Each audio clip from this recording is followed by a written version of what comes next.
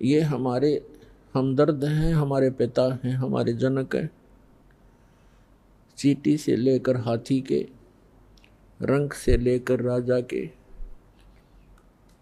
और देव से लेकर महादेव और इंद्र, सुरपति इंद्र तक के वही जनक हैं। दुर्गा देवी और ज्योति निरंजन ब्रह्म सरपुरुष और अक्षर पुरुष के भी जनक वही हैं। अक्षर पुरुष की उत्पत्ति भले ही अचिंत से हुई है, अचिंत भी उसी परमात्मा कबीर साहब का पुत्र है। उनका ही दिया वचन से अक्षर पुरुष की उत्पत्ति अचिंत के माध्यम से हुई थी। तो पुण्यात्माओं, आप जिस लोक में रह रहे हो ये लोक ठीक नहीं, ये महागंदा स्थान है और यहां कोई ना रहा ना रहेगा। परमात्मा स्वयं आते हैं इस काल के जाल को समाप्त करने के लिए, अज्ञान हटाने के लिए, और हमें अपना निज स्थान बताने के लिए, जहां हम पहले रहा करते थे, जहां कोई दुख नहीं था। यहां काल भगवान ने हमारे को इस 5 तत्वों की कैद में बेड़ी लगा रखी है, रोक रखे हैं इस बॉडी में। कोई गधे की बॉडी में, कोई सूअर के पिंजरे में, कोई मानव के पिंजरे में। ये जीव इस शरीर रूपी पिंजरे में और 21 ब्रह्मांड रूपी कैद में रोक रखा है। यहाँ कोई सुखी नहीं है। यहाँ के प्रबंधक भी सुखी नहीं है, जो ब्रह्मा विष्णु महेश 3 व्यवस्थक बताए जाते हैं।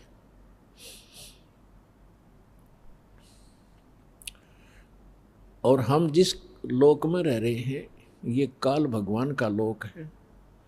काल से अंडरस्टूड है कि वो क्या चीज है, क्या वस्तु है। ये काल नाम ही अपने आप को डिफाइन करता है। श्रीमद् भगवत गीता अध्याय नंबर 11 के श्लोक नंबर 32 में श्रीमद् भगवत गीता का ज्ञान देते समय यही काल श्री कृष्ण जी में प्रवेश करके बोल रहा है कि मैं काल हूं अर्जुन, और सभी को खाने के लिए अब प्रवृत्त हुआ हूं, सबका नाश करने के लिए। गीता अध्याय नंबर 11 के श्लोक 21 में अर्जुन कह रहा है कि हे भगवान, आप तो ऋषियों को भी खा रहे हो, आप तो सिद्धों को भी खा रहे हो, जो वेद मंत्रों से आपकी स्तुति भी कर रहे हैं, आप उनको भी नहीं बख्श रहे हो। कोई आपकी जाड़ों में लटक रहे हैं, कोई आपके मुंह में प्रवेश कर रहे हैं। तब इसने कहा कि मैं काल हूं भाई, मैं सबको खाने के लिए अब प्रवृत्त हुआ हूं। तो पुण्यात्माओं, श्री कृष्ण जी काल नहीं थे। उन्होंने पहले कभी अपने आप को काल नहीं कहा, उसके बाद कभी काल नहीं कहा। और ये कहना कि मैं अब प्रवृत्त हुआ हूं, श्री कृष्ण तो पहले वहां विद्यमान थे। इसका नाम काल है। परमात्मा ने आकर बताया है, जो सबके पिता हैं, सबके जनक हैं, कि इस काल को 1 लाख मानव शरीरधारी प्राणी नित्य खाने पड़ते हैं। उसके लिए ये सब अपनी व्यवस्था करवा रहा है अपने तीनों पुत्रों से। रजगुण युक्त ब्रह्मा जी को कर रखा है, सतगुण युक्त विष्णु जी को, और तमगुण युक्त श्री शिव जी को, शंकर जी को। इन तीनों से ही ये सब व्यवस्था अपनी करवा रहा है। ब्रह्मा जी से निकल रही तरंगों, उसके अंदर से निकल रही उस वासना से हम सभी जीव प्रभावित होते हैं और संतान उत्पत्ति करते ही करते हैं। विष्णु अंदर से निकल रही सतोगुण की तरंगों, उसके अंदर वो वासना निकलती है जिससे हम प्रभावित होकर के यहाँ एक दूसरे के साथ मोह के अंदर, ममता के अंदर ग्रस्त रहते हैं। हमारे बस की बात नहीं कि हम यहाँ से ये मोह हटा सकें। परमेश्वर कबीर जी ने आकर ही बताया हमारे को कि जैसे तीसरा जो भगवान है श्री तमोगुण युक्त शंकर जी की आप कार्यशैली से परिचित हैं कि वो संहार करते हैं। किस लिए करते हैं? जब पैदा हुए हैं तो मारने की क्या आवश्यकता है? पैदा किए हैं तो उनको मारा क्यों जाता है? हमारी बुद्धि काम करना बंद कर गई, क्योंकि हमने ये प्रोसेस फाइनल मान लिया और कोई विकल्प नहीं। तो परमेश्वर ने आके बताया कि तीनों भगवान भले ही अपने अपने स्थानों पर रहते हैं, आपके प्रभु श्री विष्णु, श्री ब्रह्मा जी श्री रजोगुण युक्त, श्री विष्णु जी सतोगुण युक्त और श्री शंकर जी तमोगुण युक्त। ये अपनी अपनी राजधानी, इनके द्वीप हैं, नगरी हैं, ऊपर लोक है, शिवपुरी है, विष्णु लोक है, विष्णुपुरी है, ब्रह्मापुरी है। ये वहाँ रहते हैं, लेकिन उनकी जो गुण की, उनके अंदर से निकल रहे गुणों की, जो गुणों का प्रभाव है, जो वासना है, जो उनके अंदर से निकल रही रेंज है, वो रेंज है उनकी।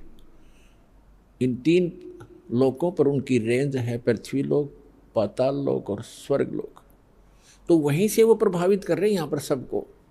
जैसे एक मकान के अंदर दूसरे कक्षों में व्यक्ति बैठे होते हैं और रसोई के अंदर मिर्चों का छौंक लगता है, तो अन्य कक्षों में बैठे हुए व्यक्ति भी प्रभावित होते हैं, जबकि वो स्थूल साकार वस्तु रसोई के अंदर है मिर्च, उसके गुण ने वहाँ प्रभावित किया और उनको छींकें आने लगी। उनके बस की बात नहीं कि उन छींकों को वो रोक सके किसी कीमत पर। ठीक इसी प्रकार ये तीनों काल के पुत्र श्री ब्रह्मा जी, श्री विष्णु जी, श्री शिव जी भले ही हमसे दूर बैठे हैं, उनके अंदर से निकल रही जो उनके महक है, उनके अंदर से जो गंध है, वो हमें यहाँ पर भी प्रभावित कर रही है, जिस कारण से हम संतानों उत्पत्ति करते हैं। फिर मोह ममता, संपत्ति में मोह, माता पिता के अंदर ममता, बच्चों के अंदर हमारा राग, ये जीव के बस का नहीं। और मृत्यु हमारे बस नहीं, क्योंकि ये भगवान शिव का डिपार्टमेंट है, जो काल भगवान ने इनको सेवा दे रखी है। अब नौकर, जैसे कोई कसाई का नौकर है, अब वो नौकरों की क्या पार बसाएगी कि वो कहेगा जिसको कि इतने बकरे ला के इस बाड़े में मेरे इस स्टॉक में ला के छोड़ दे, वो लाएगा। और दूसरे नौकर की सेवा लगा रखी है कि इन सब बकरों को तू इनकी सेवा कर, इनको चरा, जल पिला, गर्मी सर्दी से बचा, यहाँ रख, पालन कर इनका, वो करेगा ही करेगा। और तीसरे नौकर की उसने ड्यूटी लगा रखी है कि तुम मुझे जितने आवश्यक हो निकाल के यहाँ ला, इनको काट और सप्लाई करो। तो उनके बस की बात नहीं है, वो कितने नेक व्यक्ति हों वो तीनों नौकर, लेकिन वो अपनी ड्यूटी को करनी ही पड़ेगी। इसी प्रकार ये तीनों देवता इस काल कसाई के, काल भगवान के पुत्र और साथ में नौकर हैं, व्यवस्थित व्यवस्थक हैं।